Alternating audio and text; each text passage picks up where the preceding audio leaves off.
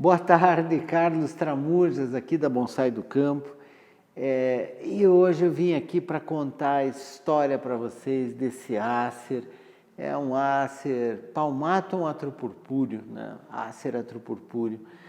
E eu vou mostrar para vocês todos os seus defeitos e as suas qualidades e contar a história de como é que ele foi formado.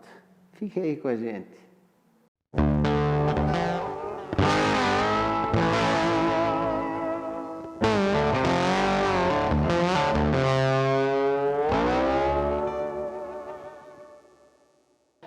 A história desse Acer começa aí há mais ou menos 8 ou 9 anos atrás, quando eu fui visitar um amigo numa cidade perto de Curitiba. Esse meu amigo era um entusiasta assim, dos Acer, e eu me lembro que ele tinha muitas variedades diferentes de Acer, que naquela época a gente quase nem sonhava, né? Eu conheci essa pessoa muitos anos atrás e um dia fui visitá-lo e esse Acer estava aqui no chão, plantado lá no jardim dele. E eu fiz uma oferta para ele, para poder comprar o Acer. Ele naquele momento devia ter ali os seus 2 metros de altura, mais ou menos, e com as características, né, básicas que tem aí a maioria dos Acer, né, que não é uma árvore com um tronco único. O Acer, quando ele é cultivado no chão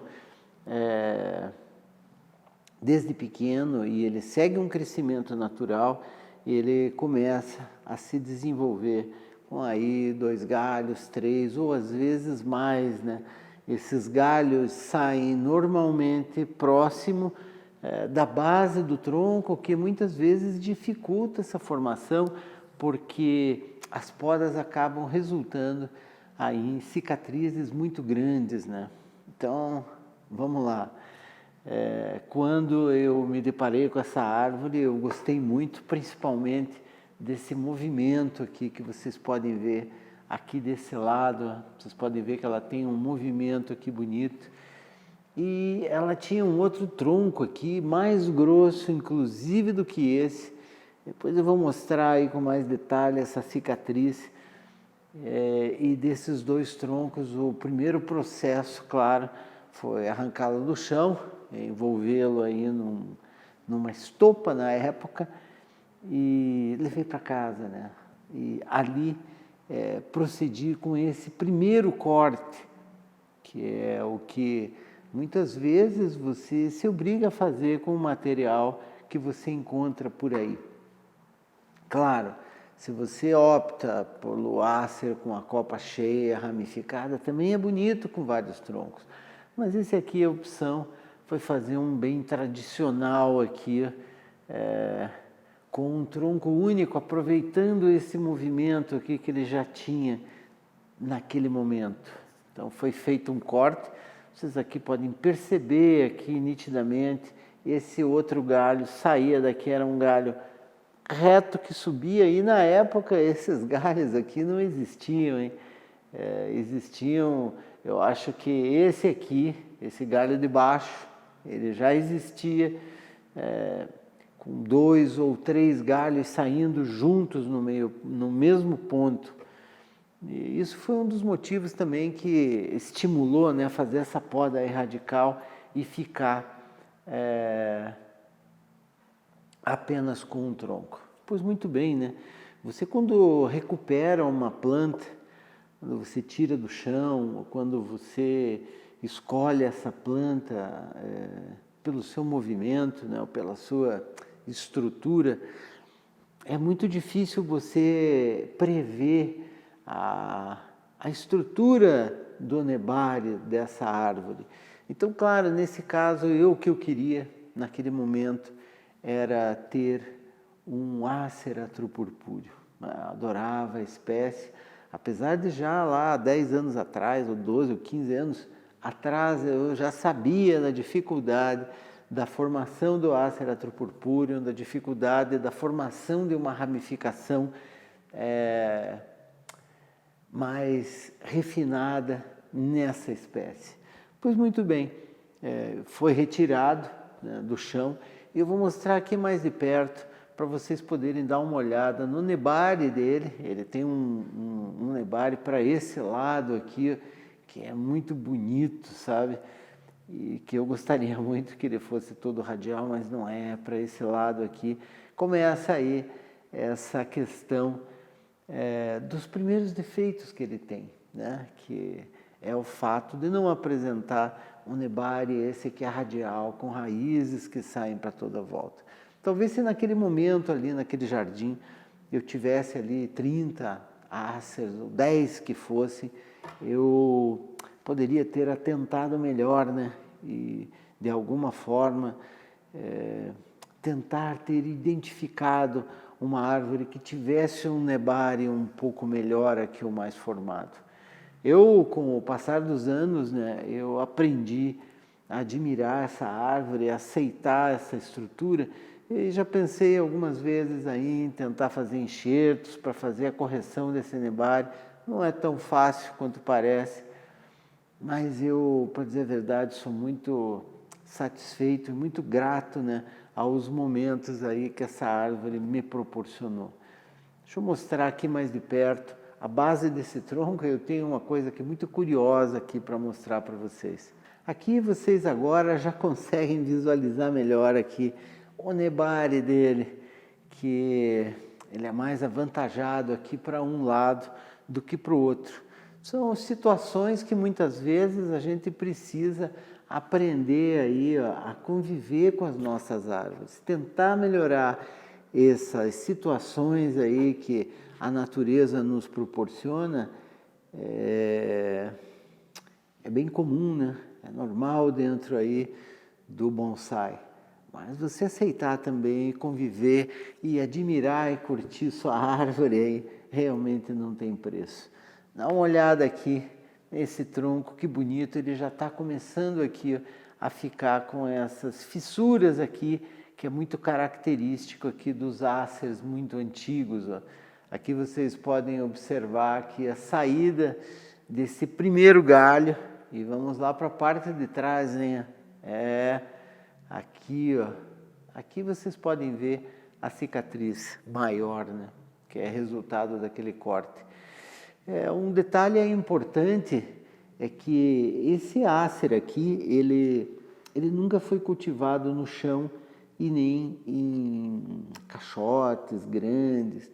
É um trabalho que sempre foi feito aí em vasos, claro que às vezes um pouquinho maiores do que seria o ideal para ele, mas ele não foi uma planta que teve oportunidade de ter aí um desenvolvimento mais agressivo, assim, digamos assim. Vocês podem ver que hoje essa cicatriz já fechou aqui muito, era um corte realmente grande, né? Então a gente está caminhando aí para que a cicatriz feche completamente. Depois eu vou mostrar para vocês ela aqui mais de perto, mas aqui vocês podem ver também uma outra cicatriz que eu vou mostrar. Então, como eu falei, ele quando foi tirado, tinham aqui diversos galhos, né?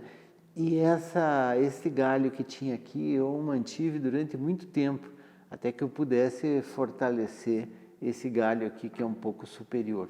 Mas, deixa eu falar para vocês primeiro sobre a base da árvore, e aí nós vamos subindo e comentando sobre a formação dos galhos. Espera aí, vamos olhar mais de pertinho.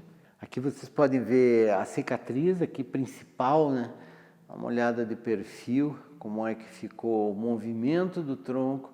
Tirando aquele galho principal, ficou com uma leve inclinação para frente, o que eu acho que, sinceramente, ainda destacou mais o caráter dessa árvore.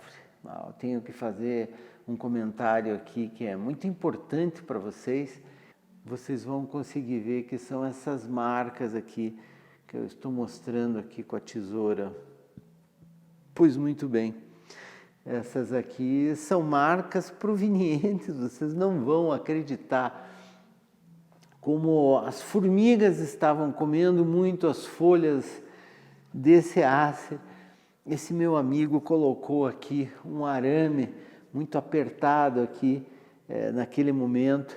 Na época a gente usava uma espécie de lã de vidro amarrado com esse arame, então as formigas não conseguiam subir para a copa da árvore e assim desfolhar, né? Porque a formiga cortadeira, ela é um perigo, né? Não é só cortar 3 folhinhas, elas acabam até matando a sua árvore devido às desfolhas sucessivas.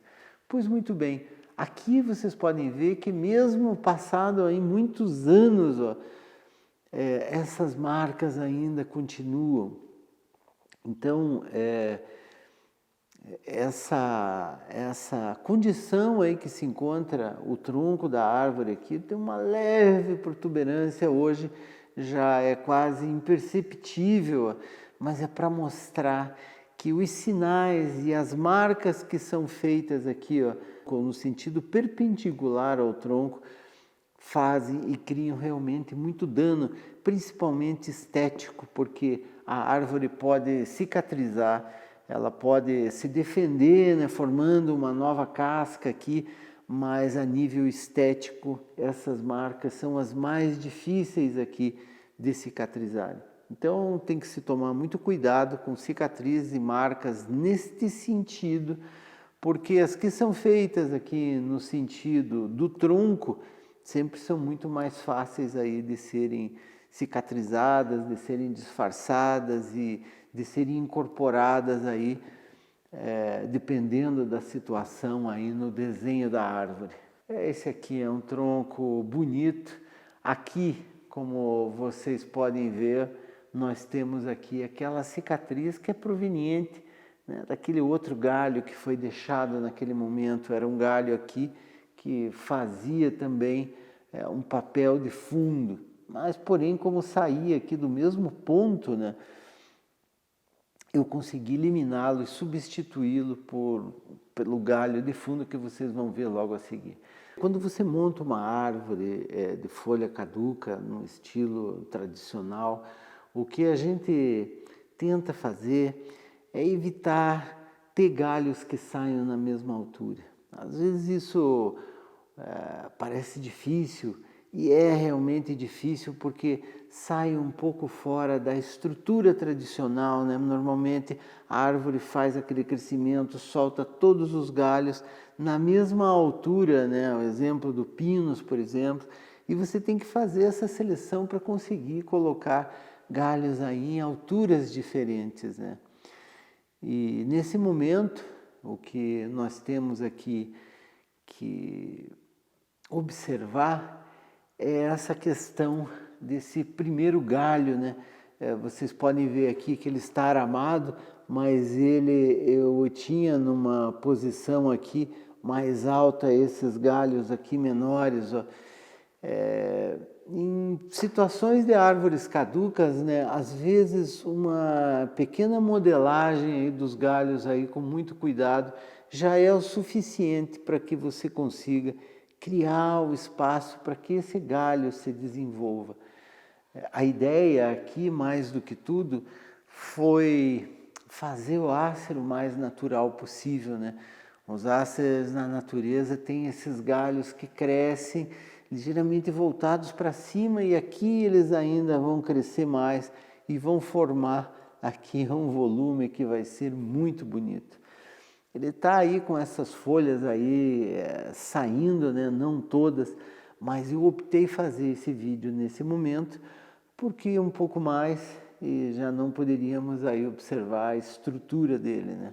Pois muito bem, nós temos aqui um segundo galho que ele, no primeiro momento, ele parece até um pouco alto, né? Em relação aqui ao primeiro galho.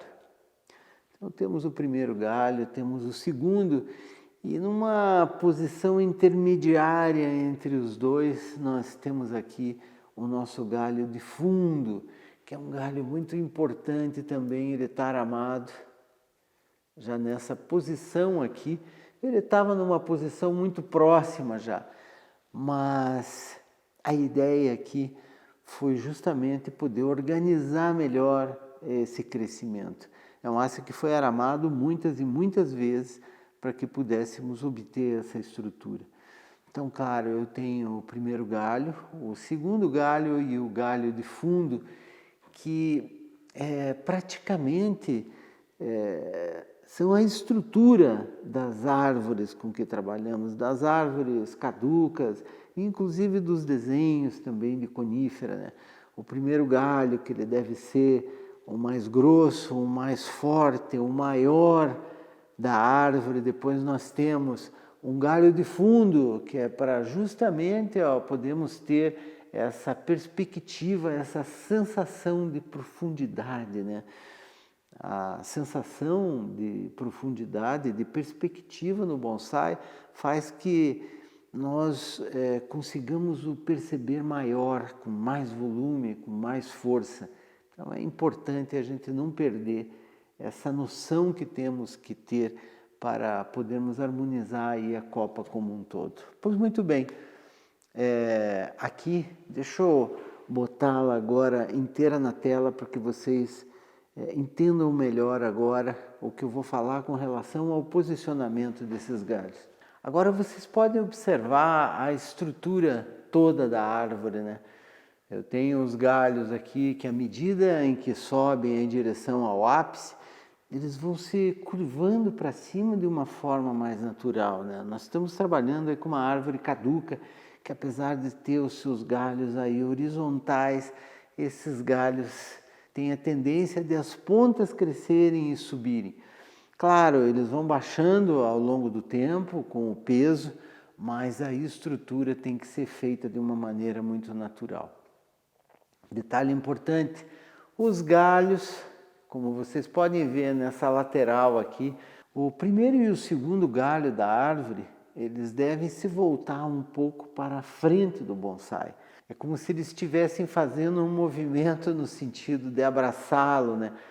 Os galhos estão voltados aqui mais para frente.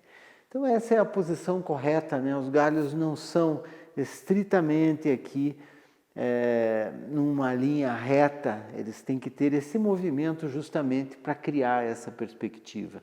E aqui você pode ver que o galho de fundo ele deve estar posicionado atrás da árvore, mas voltado levemente para um lado aqui ou para o outro, né? Para que ele possa preencher também espaços que a gente julgue necessário. Esse lado aqui que parece ser mais alto da árvore, vocês vão ver que quando esse ácer aqui estiver brotado, vocês vão ver que vai existir um volume aqui nessa parte um pouco mais baixa, que vai estar sendo preenchida justamente por esse galho de fundo. Pois muito bem, esses galhos vão subindo aqui em direção ao ápice, e a partir aí do primeiro galho, do segundo, do galho de fundo, de uma maneira relativamente complementar, né? Tem que ser harmônica, mas tem que ajudar a complementar a estrutura da copa, para que a gente tenha uma árvore aí com as características aí das árvores grandes da natureza. Isso que é o importante. Muito bem, esse ácer aqui, quando ele foi coletado, essa copa terminava aqui, né? O tronco dele era somente até aqui, ó. A partir dessa altura aqui, ele não existia. Foi deixado crescer primeiro um galho que engrossou bastante, depois ele foi cortado aqui e depois cortado de novo, fazendo aquilo que a gente já conhece, que a gente já ouviu falar pelo menos, que é a tal da troca do ápice, né? Você trocar o líder da planta para que ele engrosse e acabe deixando a estrutura toda de uma forma mais natural. Ele, como eu falei, tem vários defeitos, tem alguns galhos aqui um pouco juntos nessa parte aqui superior, mas é um ácer que me deixa muito feliz pela naturalidade que eu consegui transferir aqui para essa árvore. Pois muito bem, eu vou mostrar ali muito de pertinho para vocês essa brotação que é uma maravilha. E podemos falar aí num outro momento sobre essa questão da pinçagem, né, que é muito importante.